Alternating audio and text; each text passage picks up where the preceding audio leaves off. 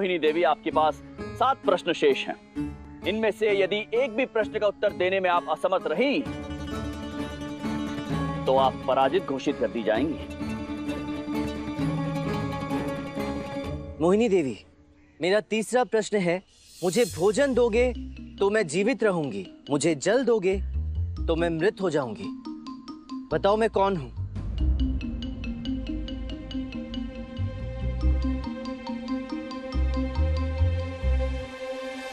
इसका उत्तर भी हमें ज्ञात नहीं है।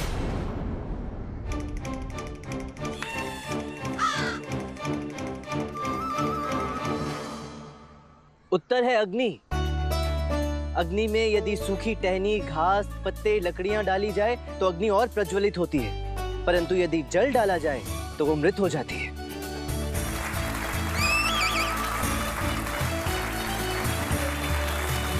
महाराज, अब देखा जाए तो मोहिनी देवी मेरे 2 प्रश्नों का उत्तर देने में असमर्थ रही हैं, अतः विजेता मैं ही हूं। क्यों गुरुवर, सत्य कहा ना मैंने?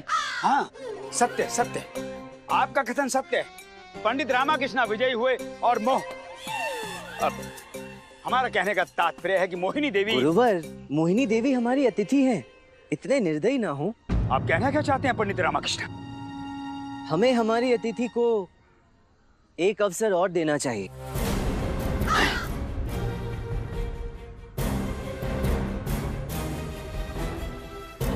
हाँ, अवश्य अवश्य, अतिथि देवो भव, अतिथि देवो भव महाराज। उचित कह रहे हैं आप पंडित रामकृष्ण। मोहिनी देवी को एक और अवसर दे दिया जाए।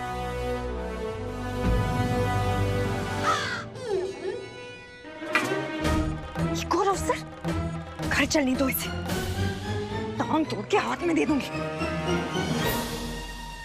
मोहिनी देवी, अब जो प्रश्न मैं आपसे पूछने जा रहा हूं उसका उत्तर आपके आसपास ही है, यहीं इसी जगह। मेरे शरीर के 2 भाग हैं, दोनों एक दूसरे से जुड़े हुए हैं। मैं जितना स्थिर रहूं उतनी ही तीव्र गति से भागूं। बताओ मैं कौन?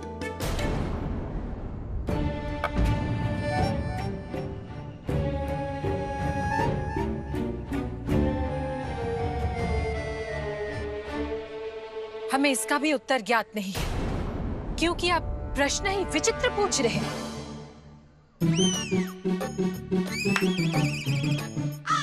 पंडित रामाकृष्ण, आपने कहा था कि इस प्रश्न का उत्तर राज्यसभा में है, तो हम भी जानना चाहते हैं कि उत्तर क्या है। गुरुवर, इस प्रश्न का उत्तर ठीक आपके पास ही रखा हुआ है, वो रेत घड़ी।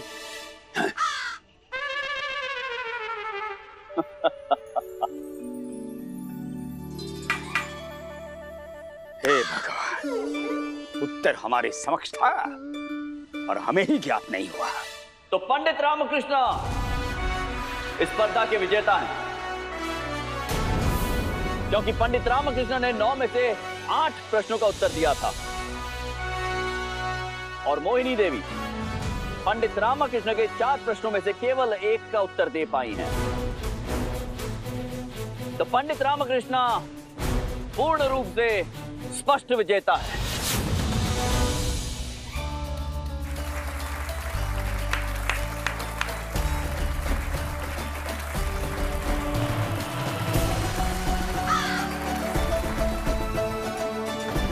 नहीं, यह उचित न्याय नहीं है।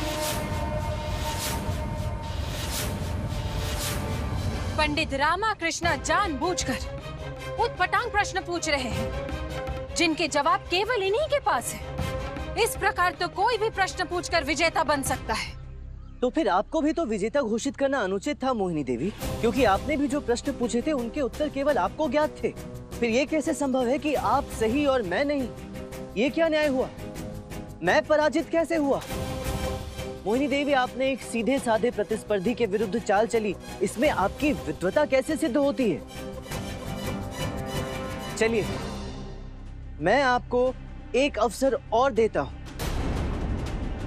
एकदम निष्पक्षता से, और यदि इस बार भी आप विजयी रही तो मैं सदैव के लिए आपका दास बन जाऊंगा।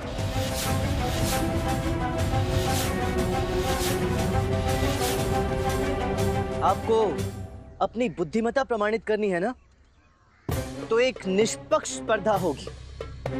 यहाँ उपस्थित हर कोई एक एक प्रश्न पूछेगा और हम दोनों में से जो भी उन प्रश्नों के उत्तर पहले देगा वही विजेता होगा। ये स्पर्धा स्पष्ट करेगी कि किसको कितना ज्ञान है। कोई भी हम दोनों प्रतिस्पर्धी का पक्ष लेकर हम दोनों से सरल प्रश्न नहीं पूछेगा और दोनों को समान अवसर होगा अपनी बुद्धिमत्ता स्थापित करने का। क्या मुझे महाराज की अनुमति है? अवश्य। मंत्रीवर। जी मां।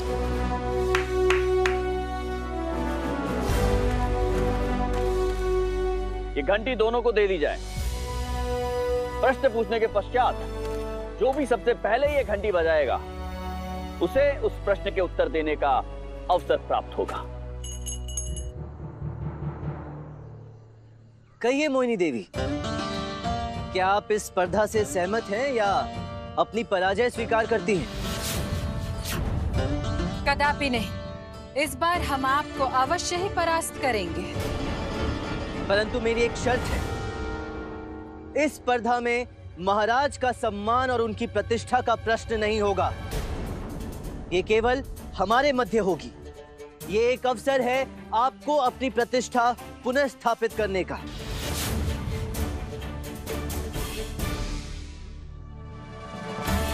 उचित है। ये अब केवल हमारे और आपके मध्य है।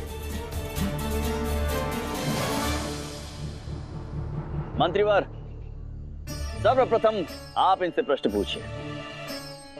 लोग सदैव मेरी अपेक्षा करते हैं, किंतु सामना करने से कतराते हैं। मैं कौन हूं? उत्तर है सत्य। आपका उत्तर सही है। आचार्यवर, अगला प्रश्न आप पूछिए। जी, वो ऐसा कौन सा जाल है जिसमें मनुष्य ना चाहते हुए भी फंस जाता है?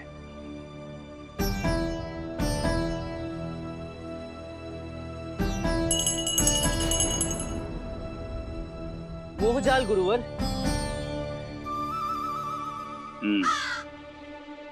सही है।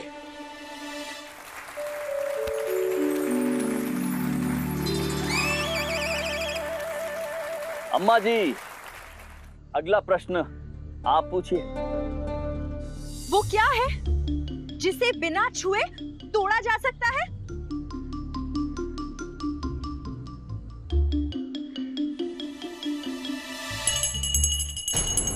वचन। साधो साधो पंडित रामकृष्ण। पंडित रामकृष्ण 2 उत्तर दे चुके हैं और मोहिनी देवी केवल 1।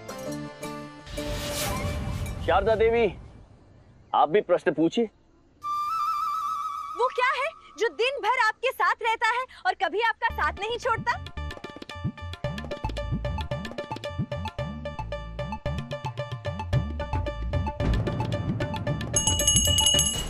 उत्तर है छाया।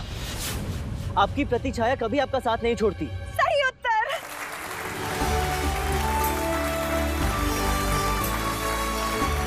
अब हमारी महारानियों को भी अवसर मिलना चाहिए प्रश्न पूछने का। वह कौन सा शब्द है जिसका उच्चारण सदैव ही गलत होता है? गलत। आपका तात्पर्य है कि प्रश्न गलत है, महारानी गलत है? अरे नहीं नहीं गुरुवर, प्रश्न में ही उत्तर निहित है। इस प्रश्न का उत्तर है गलत।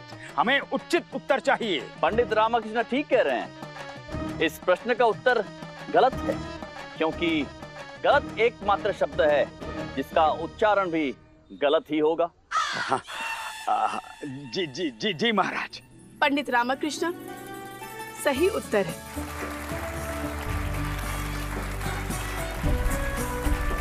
पंडित रामकृष्ण के अंक हो गए हैं 4 और मोहिनी देवी का 1।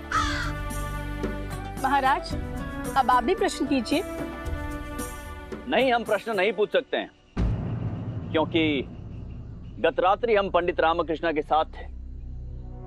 स्पर्धा के अभ्यास के लिए उनकी सहायता कर रहे थे, अतः हमारा प्रश्न पूछना अनुचित होगा। अब इस स्पर्धा के अंक 4 की तुलना में 1 हो गए हैं, जो पंडित रामाकृष्ण के पक्ष में है। तो अब इस स्पर्धा को आगे बढ़ाने की कोई आवश्यकता नहीं है। पंडित रामकृष्ण स्पष्ट रूप से विजेता है।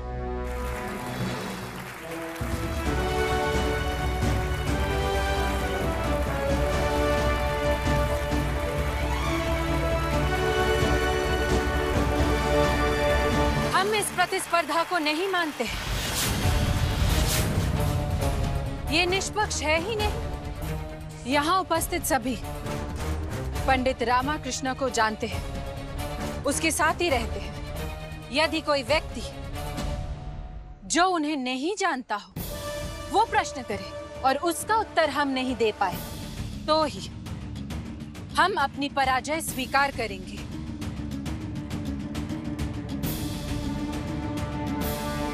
ठीक है, मैं आपको एक अवसर और देता हूं। एक और प्रश्न पूछा जाएगा और यदि मोहिनी देवी ने उस प्रश्न का उत्तर दे दिया और मैंने नहीं दिया तो मैं तुरंत अपनी पराजय स्वीकार कर लूंगा और यहीं झुककर मोहिनी देवी के पांव छूकर उनकी दास्ता भी। और जो व्यक्ति प्रश्न करेगा वो ना तो विजयनगर के दरबार का सदस्य होगा और ना ही मेरे परिवार का। महाराज, मेरा आपसे निवेदन है कि यह स्पर्धा स्वस्थ स्पर्धा तभी होगी जब वो 8 पंडित जो मोहिनी देवी की पालकी उठाते हैं उनमें से कोई एक प्रश्न करे। यदि मोहिनी देवी ने उस प्रश्न का उत्तर दे दिया तो मैं अपनी पराजय स्वीकार कर लूंगा और ये मोहिनी देवी के लिए अंतिम अवसर होगा। ये तो पंडित रामाकृष्ण ने स्वयं अपनी चिता तैयार कर ली है। विजयी हो गए थे, अब अपनी बुद्धि लगाकर पराजित होंगे। स्वीकार है। सायंकाल के उपरांत महापंडितों को प्रश्न के लिए उपस्थित किया जाएगा।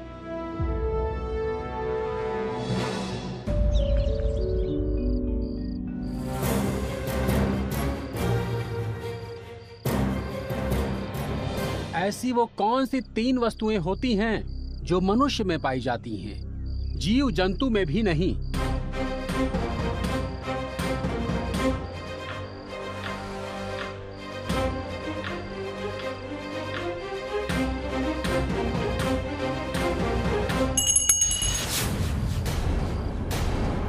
पंडित रामकृष्ण, बौद्धिक शक्ति, कल्पना शक्ति और वाणी शक्ति। पंडित रामाकृष्ण, आपका उत्तर सही है।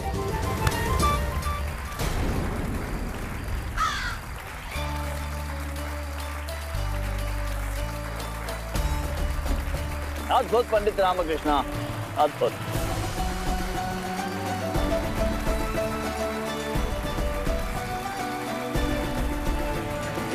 शांत शांत हो जाइए। मोहिनी देवी, आप पराजित हो चुकी हैं। आप पंडित रामा को अपना दास बनाना चाहती थी, परंतु अब पंडित रामकृष्ण आपको उचित दंड देंगे।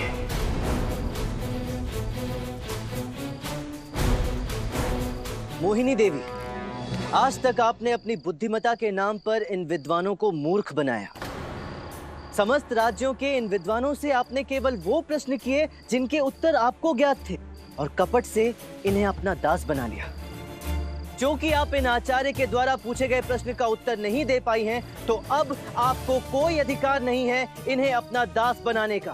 सत्य वचन, सत्य वचन, सत्य वचन, सत्य वचन, सत्य वचन, सत्य वचन, सत्य वचन। स्मरण रहे, इस संसार में उससे बड़ा मूर्ख और कोई नहीं जो ये सोचता है कि उसे संसार का समस्त ज्ञान प्राप्त है। एक साधारण सी अज्ञानी चिड़िया भी आकाश में उड़ सकती है, परंतु सारे ज्ञानी मनुष्य क्यों इस धरती पर चलने को विवश हैं?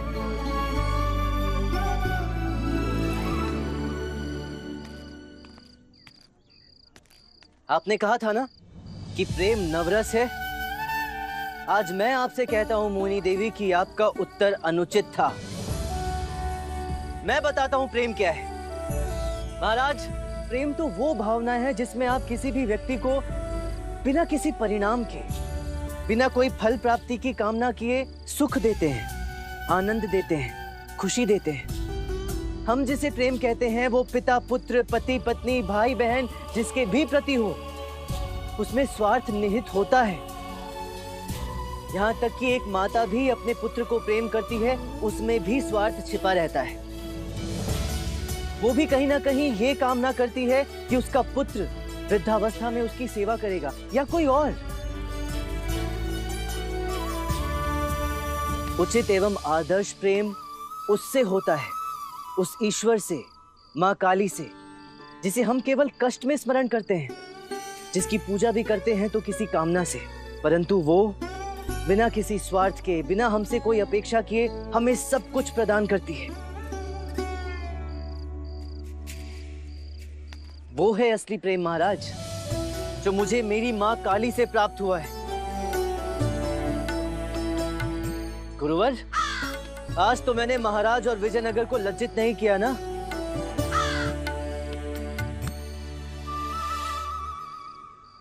साधु साधु साधु साधु।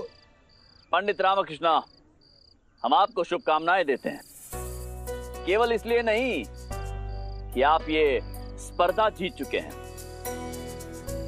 अभी तो इसलिए कि आपने सभी को प्रेम का अर्थ समझाया और आपने विजयनगर की गरिमा को भी संभाला।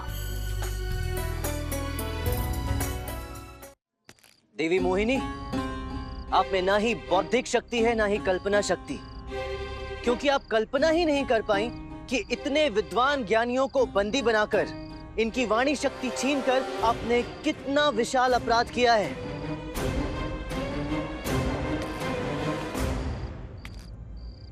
आपको अपने सौंदर्य पर बहुत घमंड है ना? तो आज दंड स्वरूप मैं आपसे नारी के रूप की सबसे महत्वपूर्ण वस्तु छीनता हूं।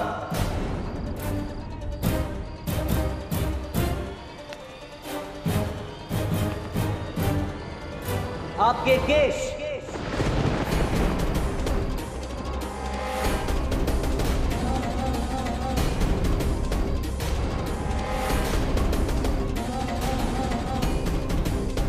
हमें क्षमा कर दे, इस प्रकार दंड देकर हमें लज्जित ना कर।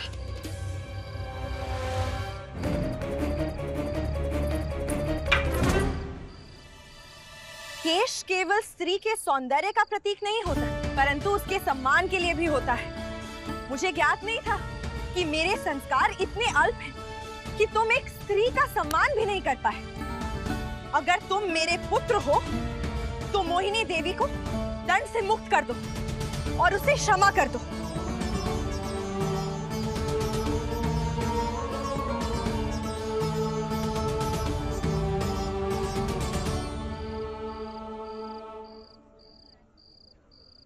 देखा मोहिनी देवी, ये माँ है, एक स्त्री है जिसका आपने अपमान किया था, लेकिन आज ये आप ही के सम्मान के लिए अपने पुत्र के विरुद्ध खड़ी है। हमें क्षमा कर दे माँ, हमसे बड़ी भूल हो गई।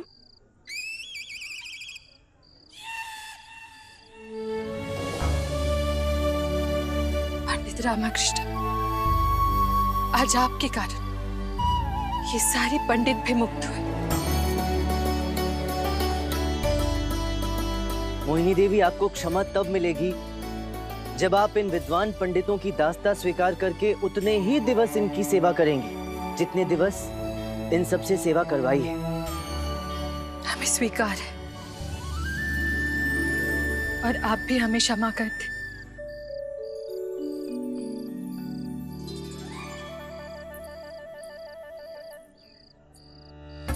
महाराज, हम अपने घमंड और दुर्व्यवहार के लिए आपसे क्षमा प्रार्थी है, हमें क्षमा कर दे।